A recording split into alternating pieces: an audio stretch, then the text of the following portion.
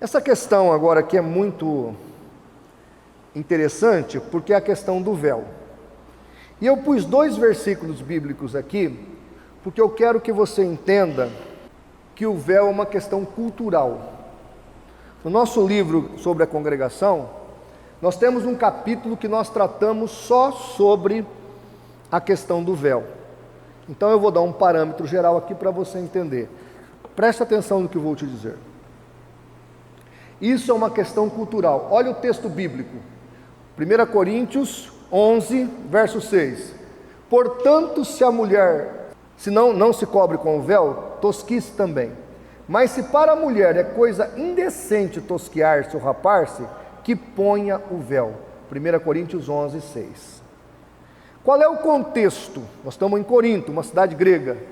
As sacerdotisas do templo, elas rapavam a cabeça e elas eram mulheres que eram feitas e utilizadas para orgias litúrgicas, porque essas sacerdotisas, elas recebiam ali, digamos assim, um culto em forma sexual, se é que vocês me entendem.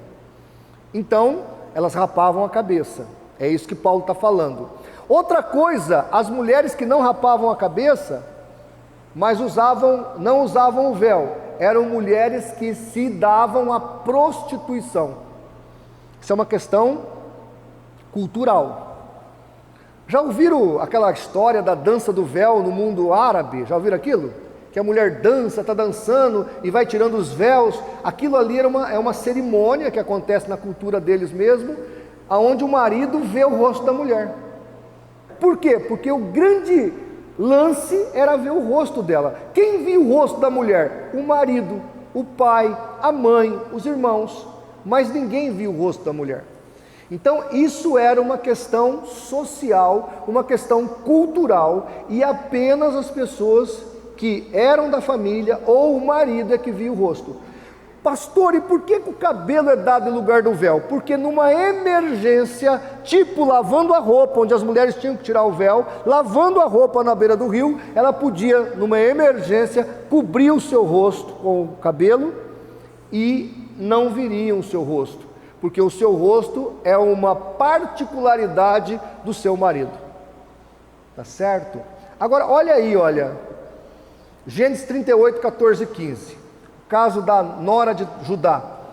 Então ela despiu as vestes da sua viuvez e, cobrindo-se com um véu, se disfarçou e assentou-se à entrada de Enaim, no caminho de Timná,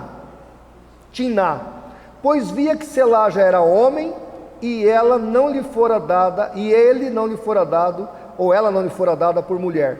Vendo-a Judá, teve-a por meretriz. E aqui nós temos a lei do levirato. Quando morria o irmão, morria o marido, o irmão tinha que assumir a esposa e produzir descendência por causa dessa questão social daquele tempo. Judá não cumpriu essa questão com Tamar, a sua nora. Ela, vendo que ia ficar abandonada, vestiu-se de prostituta e, sabendo que o sogro dava umas escapada, foi lá onde o sogro escapava, vestida de prostituta, e conseguiu enganar o próprio sogro. Inclusive ela ficou com o bordão dele para depois, quando ficaram sabendo, ela não ser morta. E aqui nós vemos como é que ela se disfarçou na hora que ela se cobriu lá de prostituta. Ela usou o que para se disfarçar? O véu. Percebam a questão? Geralmente quando eu falo isso, e eu cito essas questões sociais, os irmãos vêm com um versículo muito interessante. Pega a sua Bíblia aí, 1 Coríntios capítulo 11. 1 Coríntios 11, 10. Portanto, a mulher deve ter sobre a cabeça o quê? Sinal de poderio ou de poder, por causa dos anjos. Pastor, e como é que o senhor explica isso? O que significa isso? Presta atenção. O véu simbolizava que aquela mulher estava debaixo de uma autoridade.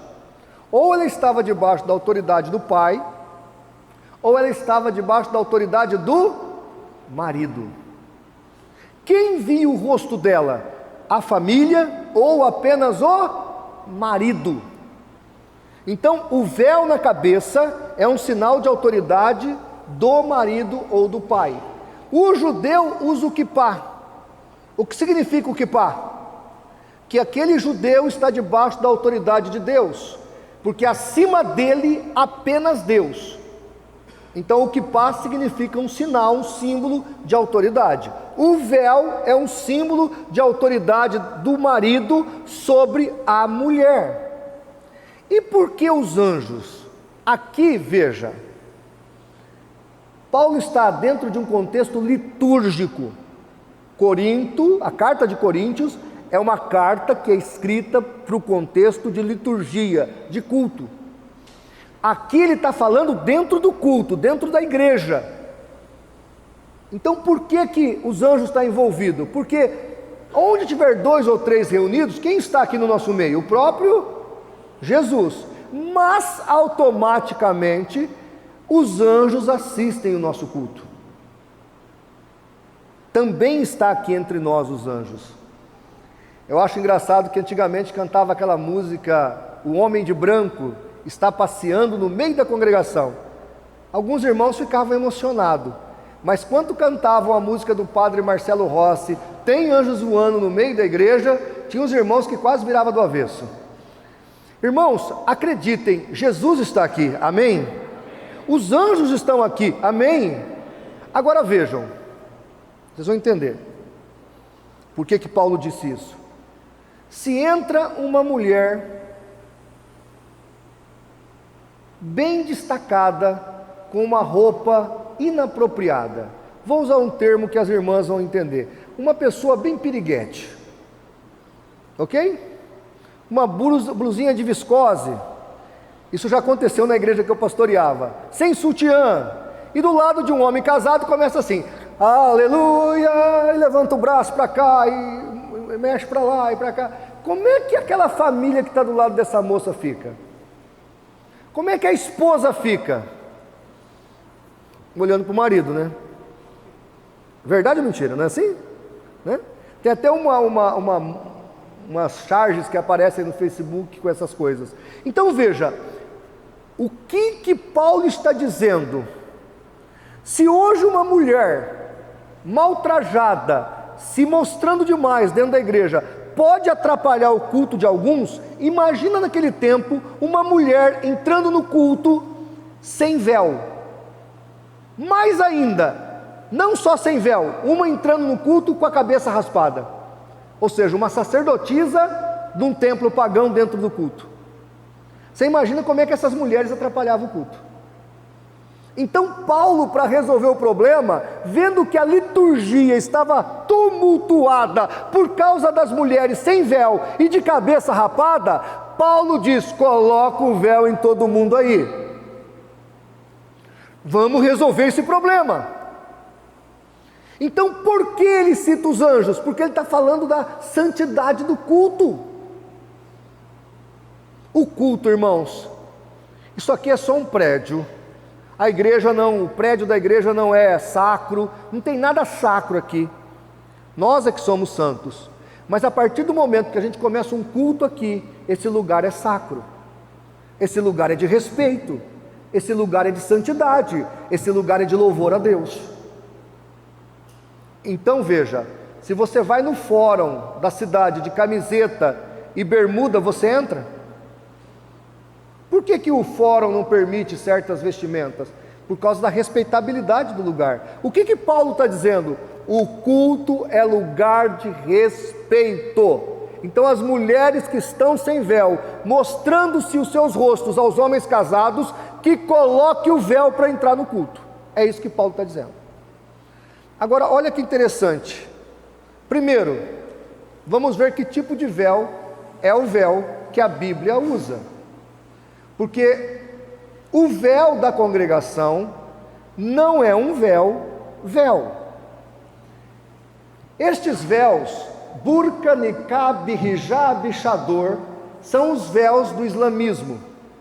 Não sei se vocês sabem, lá no Islã também tem uma polêmica sobre véu, porque no Alcorão não fala de véu. É a Sharia, a lei islâmica, que impõe o véu às mulheres. Os muçulmanos têm uma briga com esse negócio do véu. Agora vejam, qual seria o véu bíblico? Eu diria que o niqab, esse véu aqui, chamado niqab, é o véu bíblico. Ou o hijab, com um pedaço de pano tampando metade do rosto. Este véu aqui, o segundo, da sua esquerda para a direita, o niqab, seria o véu bíblico. É esse o véu que as mulheres da congregação usam? Não. Outra coisa, a finalidade. O véu não é para orar. O véu não é para eu falar com Deus. O véu é para eu respeitar o meu marido, para eu respeitar a liturgia do momento ali, para eu não escandalizar o culto ou não escandalizar os irmãos. Era para isso que o véu era usado. Nada mais além disso. Eu me lembro que uma vez eu estava com o pastor Paulo num programa de televisão e nós estávamos falando sobre a congregação, não sei se o Paulo lembra disso. E aí, o Paulo trouxe o véu, nós temos o véu, e eu peguei o véu e falei, como é que usa? Eu queria mostrar a importância de cobrir o rosto do lado, e não só a cabeça, inclusive o rosto. E eu pus o véu na cabeça para mostrar como é que usava. Terminou o programa, isso foi em 2006, 2007, na Bandeirantes. Terminou o programa, o meu telefone estava embaixo da edição. Um promotor de justiça da congregação me ligou. O senhor é o pastor Martinez? Eu sou. Eu sou o fulano de tal, promotor de justiça. Estou ligando para comunicá-lo que eu vou processá-lo. Aí eu falei, por que o senhor vai me processar? Porque o senhor pegou o véu das mulheres da congregação e pôs na cabeça como se o senhor fosse uma mulher. O senhor não é mulher. Então o senhor vilipendiou um objeto de culto, e como o artigo, acho que é 238 do Código Penal, diz que isso é crime, eu vou lhe processar, o senhor será preso. Eu falei para ele, bom, fique à vontade, e na verdade, se o senhor assim fizer, eu vou ter a prova substancial de que o véu dentro da congregação é uma idolatria. Ele falou, como assim? Eu falei, olha, se o senhor está me processando porque eu vilipendiei um objeto de culto, então o senhor venera o véu, ou as mulheres da congregação adoram o véu. O véu é objeto de adoração. Eu só ouvi assim o telefone depois, desligou o telefone. Ele não quis mais discutir no assunto, ele percebeu o que ele tinha falado. Porque, irmãos, o véu da Bíblia era parecido com o niqab, e o véu da Bíblia não é objeto de veneração. Outra coisa que eu descobri, pastor, eu não sabia. Os irmãos sabiam que tem véu que custa mais de R$500? Sabiam disso? Quanto? Misericórdia! R$1.000 um véu? Vocês estão... irmãos, isso virou idolatria. Um pedaço de pano em cima da cabeça de alguém não é sinal de santidade. É igual à circuncisão. Paulo disse, a circuncisão no prepúcio não é nada, a circuncisão no coração é que importa. Meu Deus do céu. Agora, leiam para mim em voz alta o texto de 1 Coríntios 11:16. Eu vou contar até 3, vocês leem. 1, 2, 3.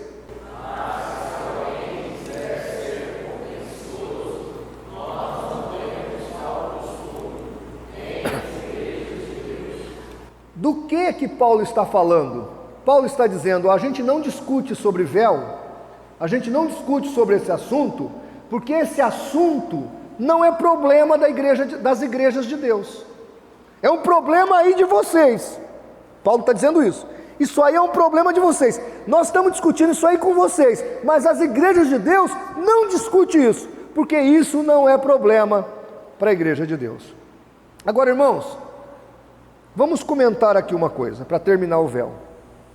Se as mulheres da congregação usassem o véu, sem colocar isso como empecilho à salvação, sem colocar isso como empecilho à santidade, apenas um costume cultural deles, que eles acham que é viável para eles, seria pecado?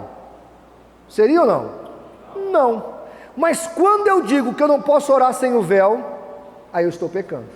Quando eu digo que para orar eu tenho que pôr o véu, ou quando eu coloco esse véu como alguma coisa que vai me aproximar de Deus, aí é idolatria. 1 Timóteo 2,5: só há um mediador entre Deus e os homens, que é quem? Jesus Cristo, o homem. Não é o véu, não é a instituição, não é o homem. Sim, não, mas aí é um problema que não é só da congregação. Na congregação eles acham que o véu opera milagre. Em algumas igrejas que não pode cortar o cabelo, eles falam que é o cabelo, porque a irmã cortou as pontinhas do cabelo, colocou numa caixinha, voou e curou um doente. Esses mitos não existem só na congregação. O pastor Áureo já ouviu desses mitos lá na Creu na Bíblia também, quando ele era moleque. Então assim, esses são mitos antibíblicos, que querem idolatrar uma parte da gente. Irmão, isso é pecado.